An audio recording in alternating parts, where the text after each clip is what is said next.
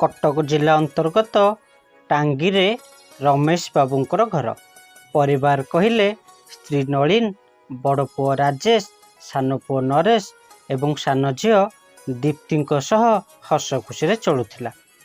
रमेश बाबूंकर सेमिति किछि दुख नथिला। रमेश बाबूंकर जड़े विधवा माँ भी थिले। बहुत डेरी रे रमेश बाबू को जन्म देइथिले तांको माँ। यह संभव हो पारिथिला महाप्रभु बाबा धबलेश्वर कृपारू। सही दिन ठारू आज पर्यंत बाबा धबलेश्वर को भक्त पाल्टी जाइथिले सपरिवार। किंतु रमेश बाबूंको परिवार रे दुखर बादल घोटी आसीथिला। रमेश बाबूंकर दुख बोली किछि नथिला। झियो दीप्तिर बाहागर ठीक हो जाइथिला। बांकीर त्रिनाथ बेहुरींको पुओ रंजन को सहित ठीक हो जाइथिला। निमंत्रण कार्ड भी छपा जाई सरीथिला। प्रथमे महाप्रभु धबलेश्वर को निमंत्रण कार्ड दियागला। बाहागर आउ 3 दिन बाकी थिला। सेथिपाई सुना अलंकार किनिबा पई कटक जाइथिले। 5 मार्च 2023 मसीहा समय पाखापाखि 2टा हेब। अलंकार दुकान रू बाहरिबा परे कार रे बसिबा समय रे किछि दुर्बृत्त बाइक रे आसी सुना अलंकार बैग टी छड़ाई नहीं चंपट हो गले। रमेश बाबू धर धर कही चिल्लाइबा पूर्वरु संगे संगे चोर 2 जन कौआड़े उभान हो गले।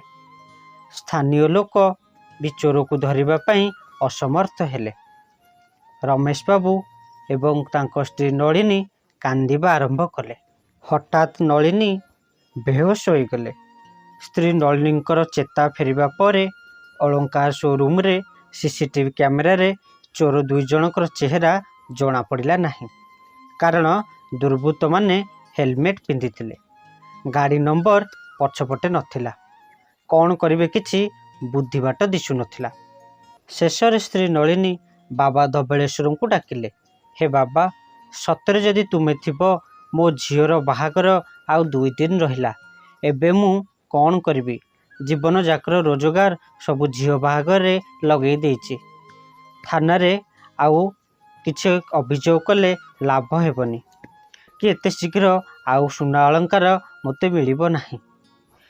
आपण चाहिए प्रभु सब किछि करि परिबे। एमिति कही नलिनी मुंड पिटिले। रमेश बाबू नलिनी को बुझाउ थांती। एमिति हेले कौन अलंकार मिली जिवो?